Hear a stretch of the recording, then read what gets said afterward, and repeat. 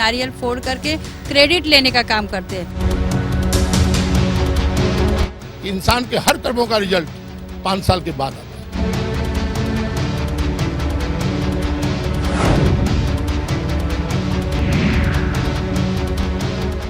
Break के बाद आपका बहुत बहुत स्वागत है। आप देख रहे हैं मलाड इलाके में जो वेस्ट है वहाँ पर मालवनी है, वहाँ से देख रहे हैं आप मुंबई की आवाज़। मैं हूँ अवनींद्र आशुतोष। सबसे पहले इस चर्चा को आगे बढ़ाएं तो हम कुछ चेहरे दिखा देते हैं फिर से, जो मालवनी के भविष्य को लेकर अपनी बात रखेंगे आपके सामने। और सबकी जो जिम्मेदारी है, सबकी जो सोच है, वो यही बताती है कि मालवनी के भविष्य को लेकर इनके मन में किस तरह की बातें हैं। बच्चों की बात हमने कर ली, पुरुषों की भी बात हमने कर ली, अब महिलाओं की बारी है। एक बार हमारे कैमरामैन फिर से इनका चेहरा दिखाएं।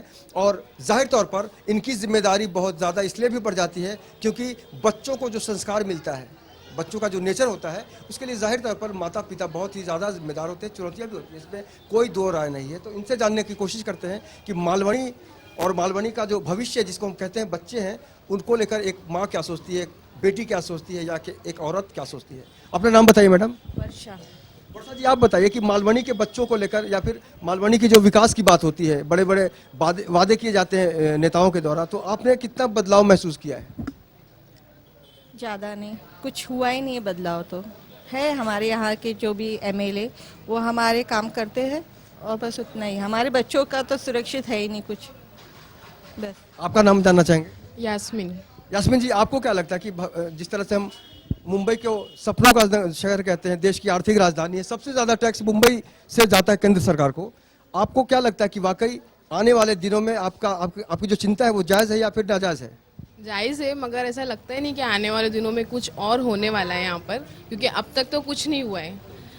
जैसे अभी नई सरकार जो आई है, अब तक तो कुछ हुआ नहीं है, तो आगे क्या होगा ये बोल नहीं सकते। ये तो डिपेंड उनके ऊपर करता है कि क्या होने वाला है और क्या नहीं। बच्चों के फ्यूचर के लिए कभी तनाव होता है? क्योंकि पिछले दिनों मालवनी का नाम बदनाम हुआ था, IAS में एक लड़का चला जाता है, तो एक वो जो डर है उसके बारे में बताइए। हाँ, होता है, टेंशन होती है बच्चों को लेके, मगर फालतू बातों को लेके बहुत यहाँ पे अफवाहें उड़ाई जाती है, क्योंकि उनको ऐसा लगता है मालवनी एक सेफ इलाका नहीं है। बट है, यहाँ पे कुछ अच्छे लोग भी रहते हैं, तो उनको देख के चलो। जो बुरे हैं कुछ नहीं है, ज़्यादातर लोग अच्छे होते हैं, कुछ लोग बुरे होते हैं। हाँ, ज़्यादातर लोग यहाँ पे अच्छे हैं, तो उनसे उनकी अच्छाई यहाँ पर सामने नहीं आती। बट जो बुरे हैं उनको ज़्यादा फोकस किया जाता है, उनको बताया जाता है, क्योंकि उनको ऐसा लगता है मालवनी एक छोटा सा इलाका है, झोपड़पट्टी है, ऐसा लगता है। बट यहाँ पे जो अच्छे हैं वो उनको दिखाई नहीं देते, तो उनको देखो, उनसे पूछो और उनकी हेल्प करो। वैसे आप इधर आइए, इधर आइए। जाहिर तौर पर चिंता अपनी जगह बिल्कुल सही है, क्योंकि अगर सब कुछ हमारे आसपास है फिर भी हमारे मन में कॉन्फिडेंस नहीं है तो तकलीफ तो होगी। आपसे जानना चाहेंगे, आपको क्या लगता है आने वाले दिनों में बच्चे कितने सेफ हैं, या फिर इन बच्चों को जो हम संस्कार दे रहे हैं आप कितनी सही मानती हैं खुद को? सेफ तो यहाँ पर मतलब वैसे तो हम लोग पूरी कोशिश करें कि हमारे बच्चों लोगों को अच्छे से अच्छे संस्कार मिले, अच्छे से अच्छे शिक्षण दे, सब करें। लेकिन फिर भी मालवनी वैसे भी नेगेटिव एरिया में ही मानी जाती है। लोग ऐसे लगता है कि पूरे टेररिस्ट या फिर जो भी चोर चक्के जो भी है सब मालवनी में ही हैं, लेकिन ऐसा नहीं है। कोई अच्छे साइड यहाँ का देखता ही नहीं, सब बुरे साइड ही देखते हैं। इस वजह से हम लोग को बहुत टेंशन हो जाती है। और हम लोग कहीं भी अभी जाते हैं तो पूछते कहाँ रहते हैं, तो मालवनी। अरे मालवनी एरिया, अरे वो तो नेगेटिव एरिया है। तो वो बहुत हमारे लिए बहुत प्रॉब्लम हो जाता है कि जैसे ऐसे सोचते हैं हम लोग कि जैसे हम लोग कौन से एरिया में आए हैं, ऐसे लगता है हम लोग को। तो उस हिसाब से हमारे बच्चों लोगों के लिए हम लोग को बहुत प्रॉब्लम होता है कि कोई ऐसा सुन के ऐसा लग रहा है कि जैसे एकदम डाउन टू वर्ड हम लोग है, ऐसा लगता है। जी बोलिए। हमारे स्कूल को, बड़े स्कूल में हमारे बच्चों को एडमिशन भी नहीं है। इवन हमारा जो भी है यहाँ, सिर्फ मालवनी एरिया में तुम रहते हो तो तुम्हारे को स्कूल में एडमिशन नहीं है। जैसे हम चाहते हैं कि मलाड या कोई बड़ी स्कूल में एडमिशन मिले, तो हम लोग को एडमिशन नहीं दिया जाता है। मालवनी बैंड है, मालवनी 8 नंबर बैंड है, 7 नंबर बैंड है, 6 नंबर बैंड है, बस वो डायरेक्ट बोल देते हैं कि नहीं मालवनी बैंड है, मालवनी अलाउड ही नहीं है। ये भी पूरा अजीबोगरीब स्थिति है कि वाकई किसी को आप बैन कैसे कर सकते हैं, जिस तरह से बोल रही हैं। ये जो अभी हम जो समस्या देख रहे हैं, इधर आ जाइए, ये बोल रहे हैं कि मालवनी के बच्चों को लेकर स्कूल वाले भेदभाव करते हैं। क्या ये सही है और कितना इसको बदलने की ज़रूरत है? असल में मालवनी के अंदर जो स्कूल से अगर गवर्नमेंट स्कूल प्रोवाइड करेंगे तो आदमी दूसरी प्राइवेट स्कूल में जाएगा क्यों, पहली बात तो ये। और यहाँ पे जितनी भी स्कूलें हैं प्राइवेट, ये तो लोगों को नोचने के लिए बैठी हैं। अभी यहाँ से जैसी अगर कोई सक्षम हो भी जाता है, चलो मेरे बच्चों को मैं यहाँ से निकाल के कोई अच्छी स्कूल मालवनी के बाहर लेके जाऊँ, तो वहाँ पे जब जाते हैं तो एड्रेस प्रूफ देखते हैं वो लोग कि मालवनी से आए, तो मालवनी से आए तो यानी कि अभी हम हमारे बच्चे उनकी स्कूल को गंदा कर देंगे इस नज़र से। और ये मतलब उनका परसेप्शन ऐसा है कि मालवनी का बच्चा जाएगा तो लगता है उनकी स्कूल गंदी हो जाएगी, तो हम मालवनी का जो एड्रेस देखते हैं ना तो वो लोग वहाँ पे एडमिशन नहीं देते। और यहाँ के जितनी प्राइवेट स्कूल्स है ये लोग ने वहाँ पर बोला है कि ये हमारा इलाका है कमाने का, अगर यहाँ से कोई बच्चा वहाँ पर आएगा तो उनको तुम एडमिशन मत दो। तो मतलब ये ऐसा लगता है कि स्कूल माफिया चल रहा है यहाँ पर एकदम। स्कूल माफिया की बात कह रहे हैं, लेकिन कानून का भी राज है इस देश में। अंसारी साहब आप आगे ये प्लीज, कानून की बात हम कर रहे हैं तो चाहेंगे कि अंसारी साहब कानून से जुड़े हुए हैं। हमारे देश का जो मकसद है, संविधान जो है वो तो सबको जोड़कर चलने की है, लेकिन भाई साहब बोल रहे हैं, बहन जी भी बोल रही हैं कि बच्चों के प्रति भेदभाव होता है यहाँ के स्कूलों में। कानून क्या कहता है? देखिए, कानून के हिसाब से इक्वालिटी बिफोर लॉ है, अगेंस्ट ऑल अपॉर्चुनिटी, और उसमें हर किसी को बराबर का और एक समान अधिकार है, जो कि यहाँ मालवनी में नहीं दिखता। और इसके लिए एडमिनिस्ट्रेशन जिम्मेदार है, जो इसके ऊपर ध्यान नहीं दे पाते। और यहाँ के जो भी कारपोरेटर हैं, जो भी इस एरिया के एमएलएस हैं, they are ignoring this area and only securing this area as a vote bank, nothing else. ये बड़ी अच्छी बात कह रहे हैं। आपको लगता है कि आपको और हमको, हम जनता हैं, हम पीपल हैं, नेताओं को लगता है कि हम सिर्फ वोट बैंक बन के रह गए हैं? हाँ, वो तो है। आप क्या कहेंगे?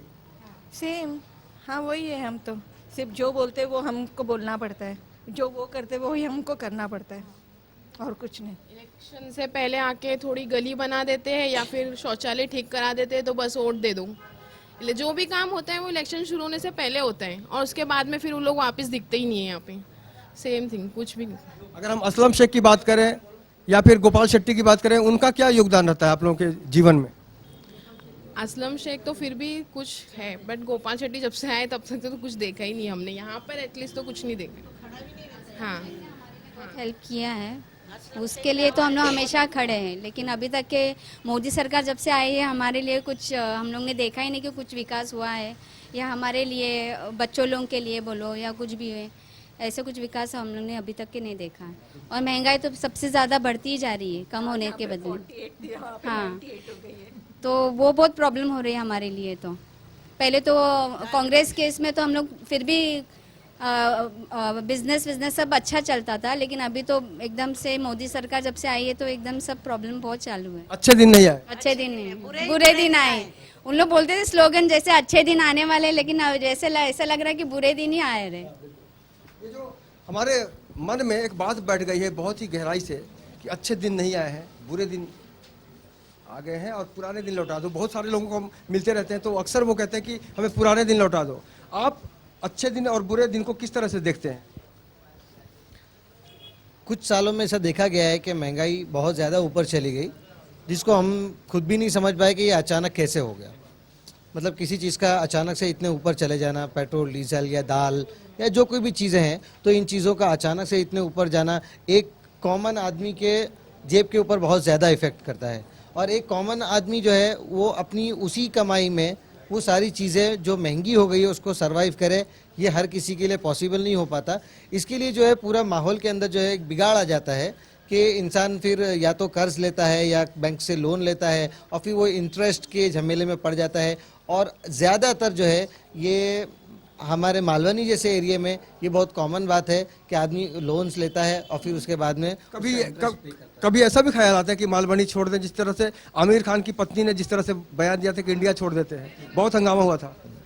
हम मालवनी में पैदा हुए, यहाँ पर हमने बहुत सारी बुराइयाँ भी देखी, बहुत सारी अच्छाइयाँ भी देखी।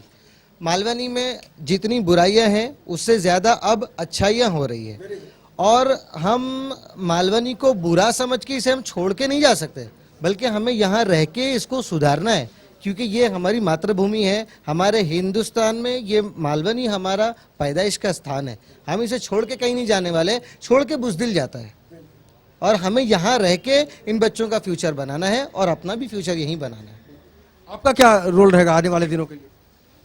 देखो हमने एनजीओ तो तैयार किया है और अल्हम्दुलिल्लाह अवेयरनेस भी फैला रहे हैं और लोग जुड़ भी रहे हैं। अभी यहाँ पर सब आप देख रहे होंगे लगभग सारी कम्युनिटी के लोग हमको सपोर्ट भी कर रहे हैं, लेकिन जो सपोर्ट हमको सरकार से चाहिए था ना, जैसे हमको अगर वो एनओसी मिल जाती है आरटीओ से, है ना, यहाँ के लोकल पुलिस स्टेशन हमारे साथ में है, लेकिन उनके भी हाथ बंधे हुए हैं क्योंकि उनको ऊपर से जब ऑर्डर्स आएंगे तो वो पूरी तरीके से हमारे साथ एकदम स्विफ्टली मतलब रन कर सकेंगे हमारे कॉज के लिए। लेकिन अभी उनको हमारा अभी तक का एनओसी नहीं आया तो वो लोग के भी हाथ बंधे हुए कि हमको वो होल हार्टेडली सपोर्ट नहीं दे पा रहे हैं।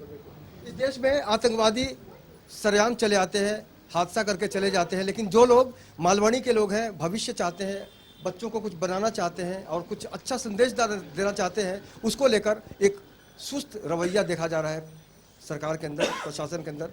इनसे जानते हैं सरकार जब हमें सपोर्ट नहीं करती है तो मनोबल पर कितना असर पड़ता है, आपकी सोच पर कितना असर पड़ता है? आप कुछ अच्छा करना चाहती हैं। अभी ये जो कर रहे हैं, इन्होंने बताया कि हम लोग को इनको लेटर नहीं मिल रहा है। अभी ये कल का जो प्लान है, ये बच्चे तो इतने एक्साइटमेंट है कि रात भर सो नहीं पा रहे कि उनको कल भागना है।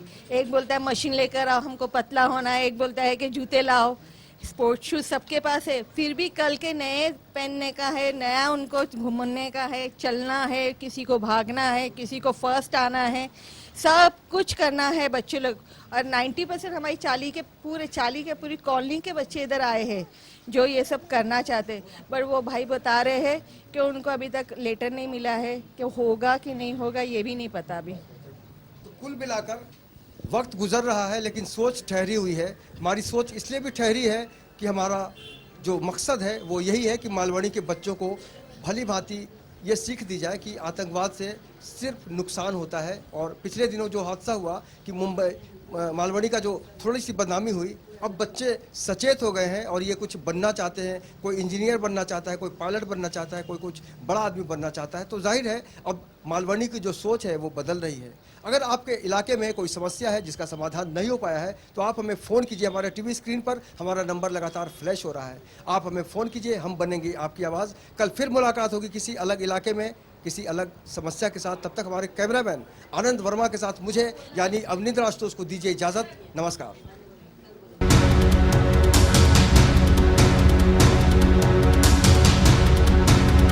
नारियल फोड़ करके क्रेडिट लेने का काम करते हैं। इंसान के हर कर्मों का रिजल्ट 5 साल के बाद आता है।